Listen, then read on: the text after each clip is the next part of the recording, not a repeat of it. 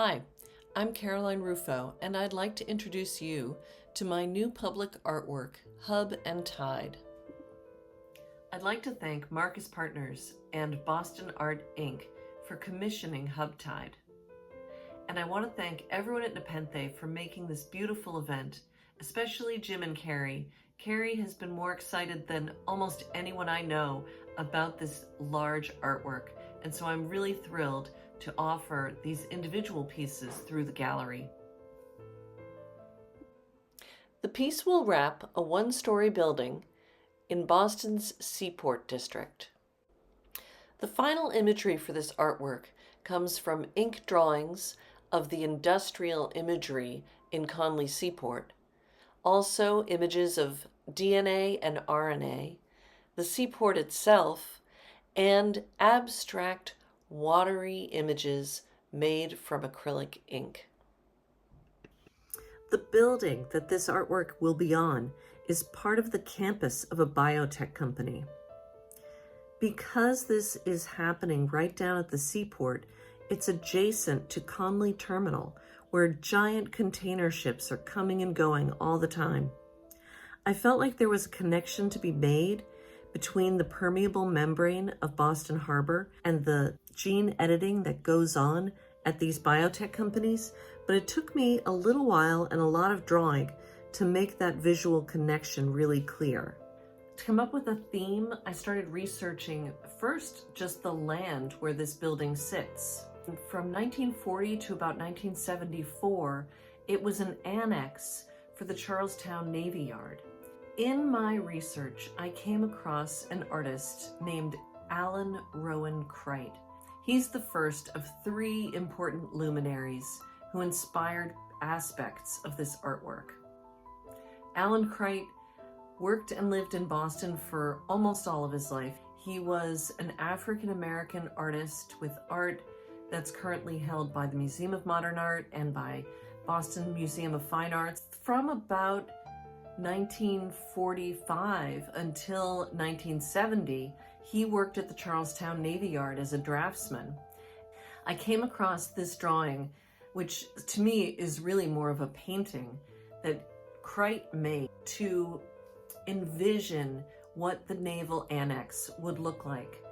And this image for me was so important to just understanding the space and remembering what used to be there.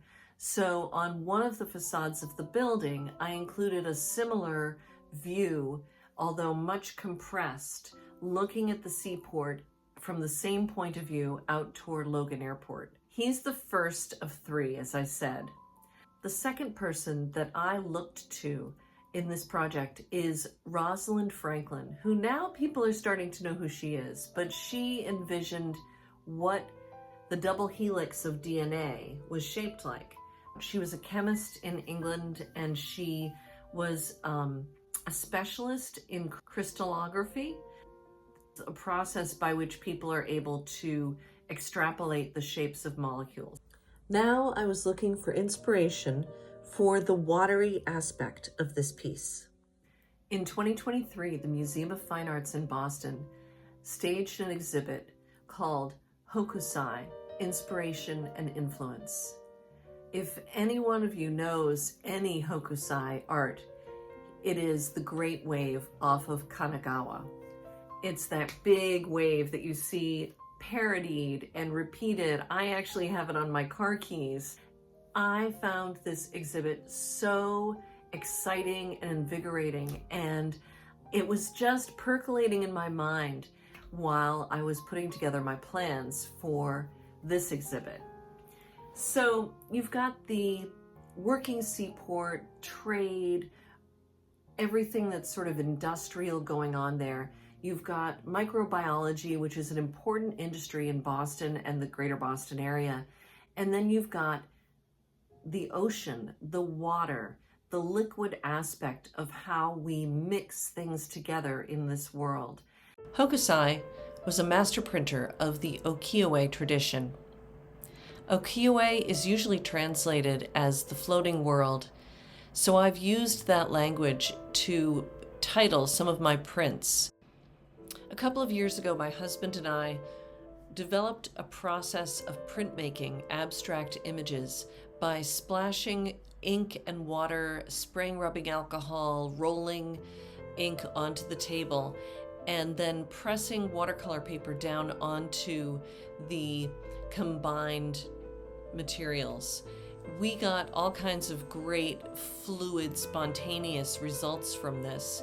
The last thing that I decided was that I wanted to add just a little bit of color, and I wanted to add some emphasis, some pattern, something that was going to give it movement and focal points.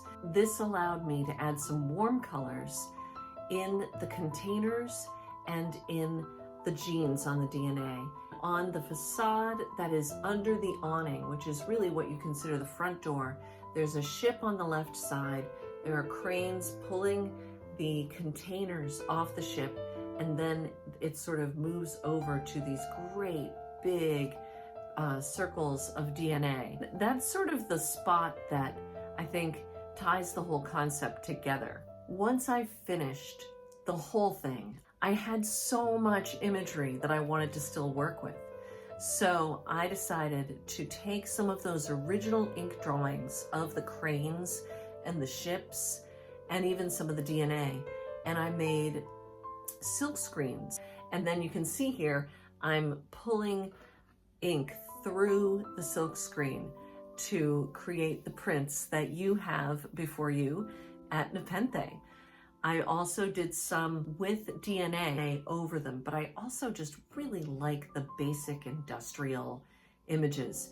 I took some of my original test splashy pages that I had done that process with, and I silk screened right on top of those. So it's a little closer to what is actually the design of the building. I mounted some of the silk screens onto small boards, and I continued in different directions, adding more silk screens on top. So those have become, they've become fairly abstract because you don't get a whole image in any of them, but you can see I've got some DNA, and I've got some of the industrial stuff, and I've got some of the splashy stuff. So those are super fun too, and they can be put together as sets or they can be individual. The prints are all individual, they're all unique. I've pulled every single one of them by hand, and it will be a limited edition. At this point, I'm feeling very excited that Carrie and Jim are so interested in having the work, and I think there will be even more excitement around this body of work when the final building is revealed to the public. It's right across the channel from Logan Airport. So depending on how your plane lands, if you come into Boston, there's a good chance you'll be able to see the artwork from the sky. Thank you again so much for listening and for your interest in my artwork. I'm so sorry I can't be with you today, but I really appreciate you taking the time. Take care. Bye-bye.